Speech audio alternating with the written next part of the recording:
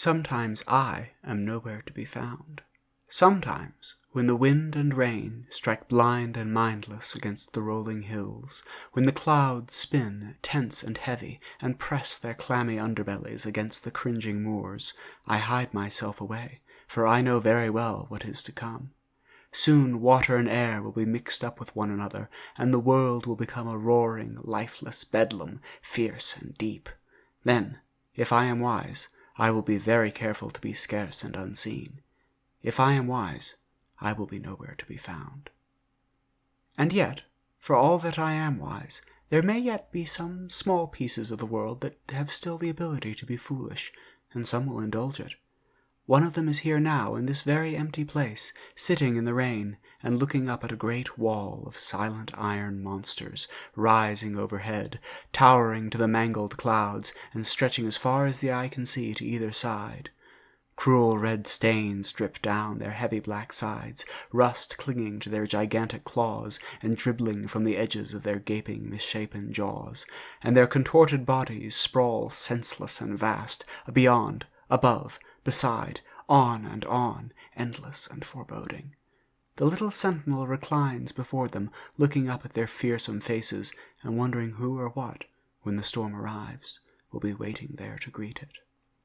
For the little watcher, this lonesome piece of fortune set adrift, is not alone. There is someone else here. It was her hooked beak and merciless claws that struck at these monsters, stole their breath away, and imprisoned them in iron. By her will, their futures ceased to be, and their histories became her own. Every last one of the things frozen in this wall held her in their minds once, but she cannot be caged, and she is always free. She is Dejerara. The scrap of fate who looks up at the wall of iron gargoyles has a name too, but it's not an important one, and it doesn't mean much of anything.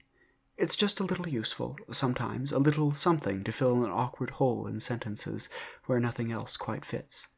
It has a nice sound to it, or it did, once. A long, slow whistle, gently speeding into a pair of quick notes, one slow and one fast. Fast, simple, and clean. It was very easy to manage, and it never got in the way. Surely I made a noise like that once. Indeed I did. Not quite like it, of course, but very similar. That was why it seemed so fitting, and easy, and comfortable. Now, though, my call is different. I am different. I'm still beautiful and strong and alive, and that means that succeeded, doesn't it? It means that fortune saw things wisely, and was careful in all the right ways, and guided things well and truly. But if that's so, what use is my good fortune if I've grown into something new and no longer need my childhood luck to guide my path? Who will fortune favor if I have no more need of it? Andakiala. But she is here. She was always here, even when I needed every scrap of luck I could get, whether that luck was or elsewise. The song of Dejerara. She knows why storytelling is a fortunate thing, and she taught that terrible truth to luck, taught it without mercy or cruelty. She possesses neither. Now, here, at the last, with definite certainty, she and a little lost tatter of forlorn good luck wait in the shadows of an iron wall, waiting for the storm to come. There are rumors that it is at times like these, when I am nowhere to be found and the wild winds howl, that she strides forth through the twisted, rusting remnants of her past meals, viciously embodied, to steal another future and eat another past.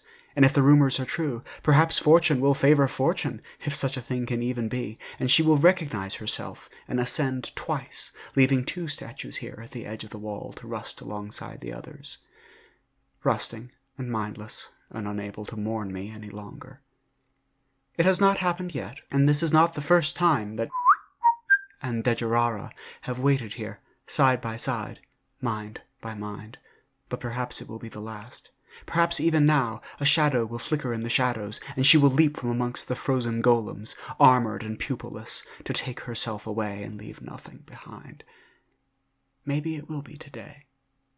Satautum vimo Dejerara.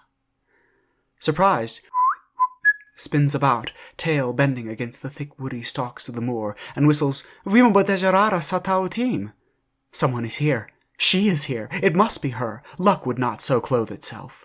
She wears a small body, light enough for her to curl her long taloned tail around one of the wildly waving stalks and clutch it with wickedly recurved claws, but her form was still very clearly forged in the fires beyond the iron wall, not in the soft, fortune-favored lands beyond. Her eyes have no pupils, glowing faintly in the dimmer light of the storm, and her body is covered with spines sharp and clear as broken glass. 4 long, bony struts rise from her back, their tips ending in rough, horned vents, and there is a smell of sulphur about her and a deadly precision to her movements. She moves with and against the movement of the wind-blown stalk, shifting to and fro with it so that, although all around her beats and snaps in the gale sweeping over the moors, she is still, pinned motionless in space and staring fate dead in the eyes, fearless and defiant. It must be her. "Who do you think I am?" she demands, and as her beaked jaws rip the words from the air, her tongues are visible, thorn-tipped and whipping around tiny prehensile teeth. I would be helpless against those fangs, no matter how well guided by luck. Fortune shivers at the sight, and answers. "Dejerara." A moment's hesitation, but it must be said. "I am Dejerara, too. I must fly. I must leave this body, but I don't know how. Help me." She looks at herself, wordless and still. Then, after a long, quiet moment, she hisses, "Esivanen. Nothing left to care for, nothing left to love. Useless." Her serrated tongues rasp against the inside of her beak. Its body slumps.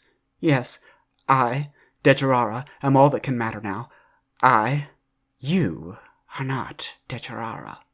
The stalk snaps as iron-boned limbs slam against it, sending the little body somersaulting up into the air, where it stops abruptly, hovering, held in place by forces that fortune never fathomed.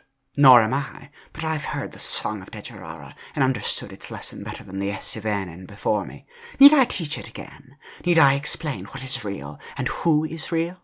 If defiance can stride through the mind of an Aelu, so can we. We who were lost to the past, we who fortune supposed no longer needed to be cared for." "But we're gone. We're just memories, stories. We aren't real." "Stories are real. That is the song of Dejerara, beginning and end. If the world will no longer furnish a bereft Aelu, an Esivanen, with lives that must be protected, then the Aelu's own mind will make those minds instead, whether it ought to or not. They need help, Aelu. Fortune remembers them, the twist of their tails, the sound of their breath, their horns and their skin, their lives. They are. I trust I don't need to tell an Aelu what that means."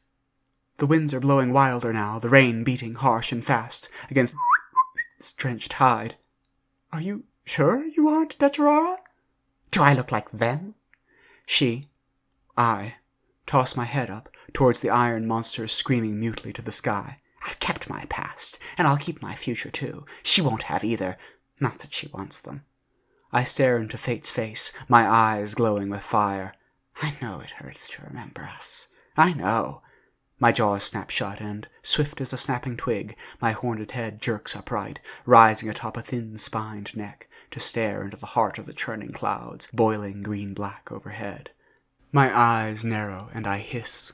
"Too many charities, too little time. Find a Sprenga, little Esivanen. Find the Aelu who lives on an island in a forest lake, below a waterfall. Talk to that Aelu, and maybe luck will find us again yet. Now I have to go. Fortune must learn to favor itself." There is an explosion and a flare of light, and when eyes clear, I am gone, a swiftly dwindling spark of light, vanishing into the approaching hurricane. Stems and stalks lash back and forth in the struggling winds, and rain hisses in the air as an Esivanen stands, unsure, looking up into the maw of the maelstrom. Then the little figure turns and shuffles slowly away. I was not Dejerara, but no vessel of fortune either. That was not an apt way to heal distress, not at all. Words are only words. I am still lost, somewhere in the past, and fortune is feckless. But perhaps this Sprenga should be spoken with, none the less. Perhaps. Fortune drifts on, while behind, the wall of iron monstrosities still stands, silent and tortured, high on the moors.